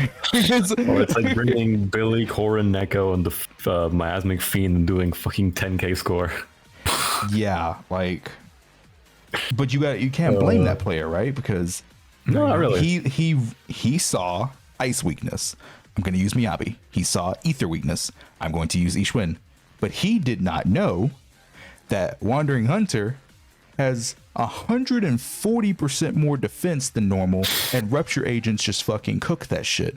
So he didn't know he would have an easier time putting the ether agent against the ice weakness and putting Miyabi against Fiend. He didn't know that, and that's not his fault, right? Because he's not a tryhard. He's just someone who likes to participate in the end game. He likes the game. He thinks it's fun. That's not his fault. He didn't know that. He never looked into that Wandering Hunter had that much defense, right? He never realized that. He's just, from the beginning, he said he's always just put, he matches the elements. And that's what he's always did. But this one time around on DA, it completely fucked him.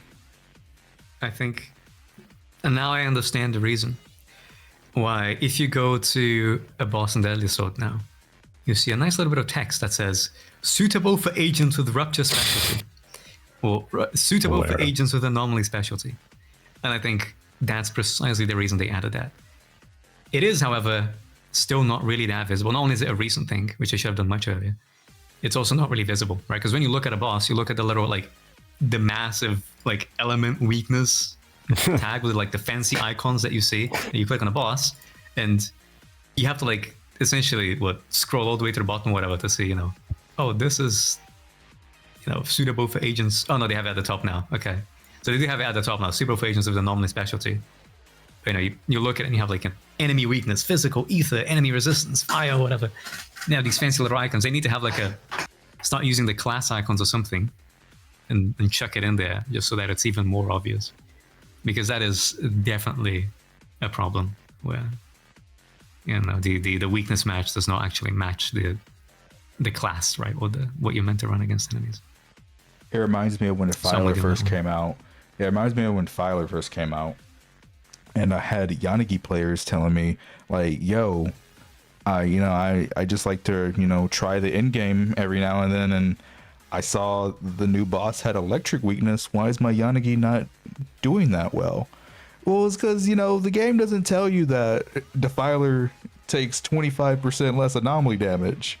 Well, it does, but... Oh, it does. It doesn't... I think what it doesn't tell you is until you go into the fight, you suddenly have this totem appear, and it's exactly. Okay, you can't even use this. That's what I meant. That. Yeah, I should have worded it better. That's what I meant. With that being said, though, Yanagi still performs really well in Defiler. This shit. Just by sheer fucking damage. Well, no, I'm talking for people who are a little bit more on the casual side. Yeah, I know what you mean, but... Yeah, obviously I have seen good scores, but I was mainly talking about I'm glad you guys brought that up. I was talking about the shield thing you got to break. You can't do anomaly damage to it. Yep. Man, these things you got to break in battle are pretty annoying. I hope they stop with that. I remember the very first shield that we had, the very first endgame, experience of endgame that we had the little totems. The buff thingies that's we're gonna buff attack and buff shield. If anything, I'm surprised it took them that long to integrate it into in-game bosses, because I remember seeing that and I was thinking, this is 100% meant to counter anomaly, right? Or even stun, right? Because you can't stun those things, you have to do raw damage to it. So I was thinking they're probably gonna use it somewhere. I'm actually surprised it took them until the filer to integrate that into a boss mechanic. Well, actually we have Brinker, never mind, because Brinker hand has that. You can anomaly the hand, but you can anomaly it. You just can't stun it. So I guess they've been messing around with it for a while. But yeah. At least the HP on the blade from the filer is it's not that tanky to break it. So it could be worse. Yeah, it's still pretty bad, I think, especially as Skete said, for more casual players, you're blowing an ornament in it or having You gotta like go in ready knowing you have to spend like 2 EXs and then some to break it. Yeah, so it's quite steep. Yeah. But I think the biggest thing about DA right now in today's landscape is matchups matter. Very much so. They matter a lot. Very much so. I brought this up a few months ago. I think instead of the shitty Pridwin format for a tier list, where it's just every character slapped into the same thing, they should have a tier list for every single boss. I agree with an asterisk. I think matchup tier lists are always the best. It's matchup chart. Like, hey, you have issues fighting Typhon? Boom, Typhon tier list. There's your best units that you can bring, and then you like have a better idea of who to use where instead of looking at their Pridwin tier list and seeing, oh, Miyabi in tier 0. Okay, let me go use Miyabi. Look at the bosses. Like, Yeah. where? You know. The problem is it's really hard to maintain a matchup list, right? Because essentially you have to do every character for every boss. And you're not even just thinking that list, right? Thinking Shiyu, okay. How does this character perform against Jester? How does this character perform against like Tepid? I mean, in Shiyu would just say, is it, you're gonna have to have how many enemies we have in the game? Is it, this tier list is gonna be sorry, too much. It's gonna be massive. It's just unsustainable. So I agree. Matchup charts are always the most accurate. For DA, it would be fine though. Like, that's pretty easy to maintain. But Shiyu, oh boy, It'd be insane. Yo, speaking of matchups, one thing that a lot of people like to bring up to me on streams is Miyabi has a very, very good overall matchup spread across ZZZ, right? Yeah. To that, I told them I agree, right? If you just look at like her matchup spread across the entire game, it's amazing. But this is hoyoverse, and fool me once, shame on you. Fool me twice, shame on me. You're not fooling me again, Hoyo. Every Hoyo game, they will just stop putting old enemies in the game altogether, like in the in-game content. Like that, the reason we haven't seen Bringer in forever. I know he's eventually coming back, but once he leaves again, let's be real, how long will it take for him to come back again, right? Like, but he's been gone forever. Hoyoverse has shown like consistently in every one of their games that they'll just stop putting old bosses in. So I don't know if that's actually a good argument for not just Miyabi, any agent, that they have a good matchup spread, because all Hoyoverse has to do is say, yeah, we're never putting this boss in game ever again, and if we do, it's only for one time, then he's never coming back again. Like that's what Hoyo does. They just don't put old stuff in the game anymore if they don't want to.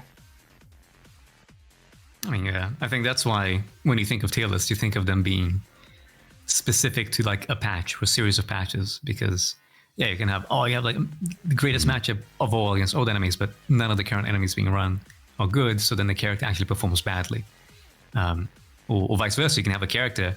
One of the things that surprised me, right, when I saw the Pridwin tier list, is like Orphe was like T0, and I'm like, oh my god, that's what the fuck is she doing about that? Orphe T0? Like, are you kidding me? But then you look at the numbers, and well, she was doing incredibly well. She was outperforming practically every other character. And it also makes sense, right? Because we had the double attacker shield buff for a while. Then it's like, okay, the character may not be individually super powerful, but for the current content, it's like you see, it's about as good as you can get. That makes some sense. Yeah. So I think that's what you have to you always fine tune expectations around how the character performs currently. But I think it's still okay to, how would I say it, have like an expectation of a character's general performance. Like even if they don't rerun old enemies, because Miyabi is so strong, unless they specifically go out of their way to punish Miyabi, they're eventually going to have an enemy that Miyabi will do well against, because she's just broadly a very strong character. Mm-hmm. So it's one of those where, Miyabi aside, given that she's an anomaly both in the role and in the kind of the term, right? She's very different from other characters in terms of her power level. You know, they may put another character that's like, oh, you make an electric weak boss in the future, and well, Seed may still perform well against it, or Zero Ambi will perform well against a boss like we had with Defiler, because eventually there will be something that character performs well against. So I think the argument goes a little bit both ways. Like, yeah, you know, it might not rerun old enemies, but at some point they'll have to make an enemy that the character can do well against. Yeah. Unless they really, really want to punish that character. I think it would be really funny to see a boss tier list, because Hugo would never be higher than like T1. Not because he's bad, because but just the matchup is never good. Even a Marinette, he sucks. It's not that he sucks, it's just not ideal, because like you at most on average you get 2 clones, like maybe 3, and that's just like not that much. So it's like I've never been able to 65k Marinette with Hugo, unless like, you know, on like M0 Hugo, right? Like, you could have on first cycle, but people had a different strat at that time. Because it was always the clones. They did not spawn. It was just pure RNG. But we interrupted Kete. What were you going to say? Yeah, sorry. No, it's just bless your soul. And I just, unfortunately, and I gotta see it to believe it, because coming from Genshin, there was a character called Ayaka. You probably know Ayaka. She had one of the best matchup spreads in the entire game. Very similar to like Miyavi. She had a very good matchup spread, right? And that's why she was like the strongest DPS for a while on her release, you know, and a few patches after that. Well, and then AoE happened, and then Unfreezable happened. They just like completely fucked her for like 2 years, bro. Longer than that, actually. She's actually decent now because of recent support releases. She's actually not bad, like that bad anymore. But you don't understand, bro. Like, they fucked Ayaka for so long. So like, again, fool me was once, like shame Ayaka on me. specifically? Yeah, or was it like a more broadly like ice or whatever? Pretty much Ayaka specifically. It was so long that they just kept putting shit. It wasn't that she couldn't clear. I'm not gonna sit here and act like she couldn't clear. It was just definitely not in her favor for such a very, very, very, very long time. Jesus Christ. Like, again, fool me once, shame on me. I mean, fool me once, shame on you. Fool me twice, shame on me. I'll believe it when I see it. I know you're saying like they eventually got to put something back in. And again, this is not just targeted towards Miyavi. This is just in general, right? But Yeah. Hoyo has just shown in all their games that if they want to fuck over... This is not just for ZZZ. Yeah, Dog like- shit anti-shilling can be used in all your favorite mobile games. Like, sorry. Exactly. Like, they've shown that if they don't want a character succeeding or like doing that well, they will straight up just do it. So I'll believe it when I see it, bro. I would love to be wrong, Lynn. I would love for you to actually be right, because if you end up being right and I'm wrong, then that's actually better for the game. Well, Yeah. my previous Hoyo gacha experience is limited, so let's hope they take a little bit of the better path with ZZZ. No? We'll Hopefully. It would actually be better if they did. But Yep, we're gonna get a Hugo boss in 4.2. Oh my god. 4.2. Yeah. Hugo will have a good matchup. I think his best one is fucking Notorious Palm Play. That's not Ice League, so GG's. Really? Well, I guess yeah. From a Yeah, like element max. because the Sage buff is pretty good for him. You get a lot of parries. He gets 9 stuns, all of which have 4 on, so it's just a really good matchup. Yeah.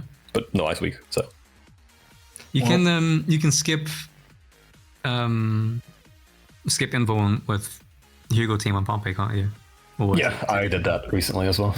I like learned how to do it semi-consistently, so it's pretty cool. Well, boys, we're over the 2-hour mark. Is there anything else we wanna talk about? Subscribe. True. Like, share, subscribe, ring the bell. Like classic. Ring all 3 the bells, Yeah. Subscribe to everybody here. especially me. The first. I needed the most, R2, man. Y'all have like 20k subs. R2 is the first in the podcast name. Gets the first. Yeah. Do it in order. You guys have 21k, 32,000. Brother, I'm not even at 6,000. What is this? Hopefully, with the game getting 2.5 coming along, it will be breathe some life back into it. I remember numbers from 1.8 compared to 2.0 where you could not put them in greater stark difference from one another. I remember 1.8, Hugo we didn't get that. Hugo videos were like 10k views, and then Nishuan videos like 100k. So Damn, you're getting 10k views?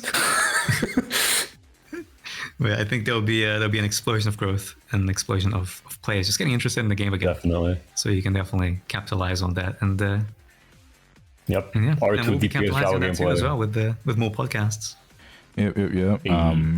I don't know when the next one will be, but all I know is if this co-op thing ends up actually being good, I'm gonna spam so much co-op content. I'm gonna make sure. like 3 co-op videos a week. At this point, I am like, it's not even expecting. It's like it's practically guaranteed we are going to have to see the Hugo tournament from UKT. The Twilight tournament is gonna have to happen. You can't escape from this. R2, at the right y'all gotta time. be my commentators. Like that'd be so much. Oh my god. Dude, I commentate while playing the tournament. True. You need to have like a judge, like a neutral stunner that's gonna try and purposely like mix up the stuns so that they stun at different times to try and throw Oh off my the Hugo god, players.